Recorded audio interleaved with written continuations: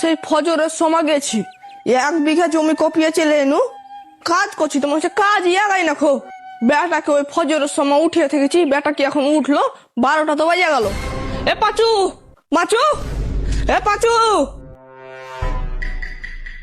এ পাচু, পাচু, এ পাচু, এ Pachu, Pachu, school গেল না কেন? পাচু, পাচু উঠেক, নাহলে দরজা ভেঙে ফেল দেবো। উঠেক পাচু, উঠেক, বেলা 12টা বাজছে যে, উঠেক পাচু।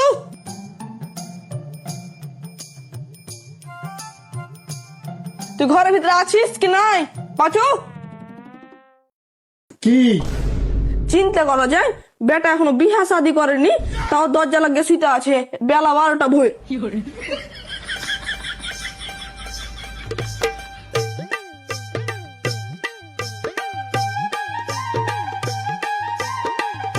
এ বেটা শোনা, মা তাড়াতাড়ি উঠ না রে বেটা। আব্বা স্কুল বন্ধ আজকে।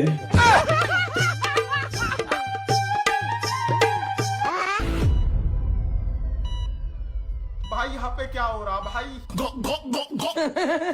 এ বেটা তাড়াতাড়ি উঠ, না আমি দরজা ভেঙে ফেলে দেবো।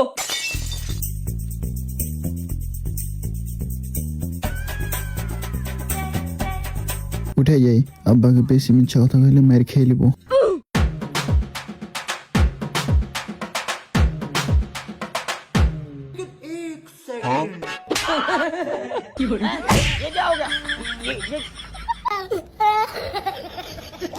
আরে 2 দিন আগে যে তোর বন্ধুরা তোকে ডেকে ডেকে স্কুল যাচ্ছিল, ওরা কি 2 দিনের ভিতরে কলেজ উঠে গেল? ওরা যে স্কুল গেছে, তোর কেন স্কুল হয় না? তোর ব্যাপারটা কি? আরে এবার মনে হয় আব্বার কাছে ধরা পড়নু। না আব্বা, এই যে স্কুল বন্ধ লয়, কিন্তু ওই যে আমি স্কুল যাইনি তো, ওই লেগে আমারটা আজকে ছুটি লেছি বন্ধ। এ বেটা তুই সরকার হয়ে গেছিস নাকি? নিজের স্কুল নিজে বন্ধ করতে পারছিস? তো কত আশা করে তোকে স্কুল পাঠাইনু, তুই তাহলে এখন হেডমাস্টার হয়ে গেছিস? না আব্বা, হ্যাঁ সকালবেলা করে যে জ্বর আসছে, আমি তো বিছান থেকে উঠতেই পারি না। দেখো দেখি কয়দিন পর তো হারিয়ে এসেছি পরীক্ষা, স্কুল যাওয়ার টাইমটা আছে নাকি? যদি টাইমটা থাকে তাহলে আমি একটু স্কুলে যাব এখন। স্কুলের টাইম আছে বেটা, কিন্তু যাওয়ার নয়, ছুটির টাইম। বেটা তো জ্বর হয়েছে, তো আমার কেন কইলে? তোর ব্যাপারটা কি? আব্বা ও তোমার কাছে কহবো কি কহতো, অর্ধেক আমি ঘুমের মধ্যে আছি আর অর্ধেক জায়গা আছি, দুটা মিললে কি কিছু কোয়া যায়? হ্যাঁ বেটা তুই কি কছিস? অর্ধেক ঘুম আর অর্ধেক অজ্ঞান, হ্যাঁ যে বিরাট বড় বিপদ হই তো, হ্যাঁ যে বিরাট বড় সর্বনাশ হই তো। এর মধ্যে ফির দরজা লাগিয়ে ঘুমাচ্ছিস তুই, তাহলে তো বেটা আমার একটু বিপদ হইতে যায় হয়নি। বেটা জ্বর হইলে তো প্রচুর শরীর গরম হয়ে থাকে, তোর শরীর যে বরফের মতন ঠান্ডা হয়েছে। আব্বা এখন শীতকাল চলছে না, এখন তো এমনি শরীর বরফের মতন ঠান্ডা হয়ে থাকবে।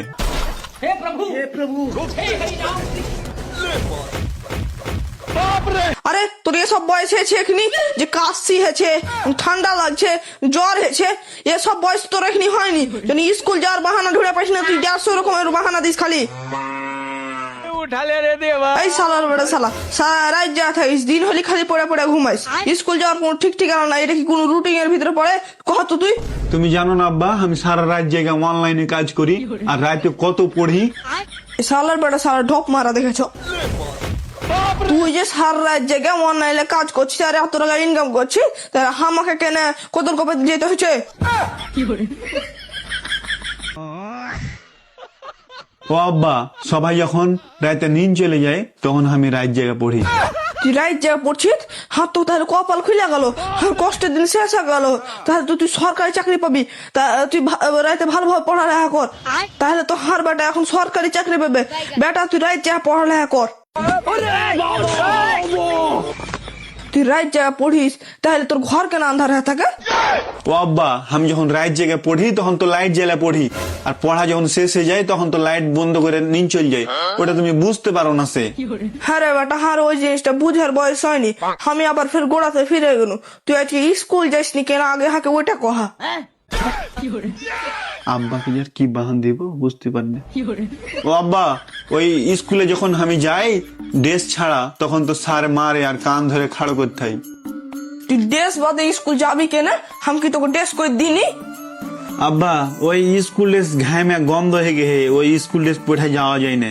আর ওই স্কুল ড্রেস পরে যদি যায় তখন স্যার কহবে যে তোর আব্বা কি তোকে সাবান পাউডার কিছু কিনে দেয় না, স্কুল ড্রেস পরিষ্কার করে তুই আসতে পারিস না স্কুলে।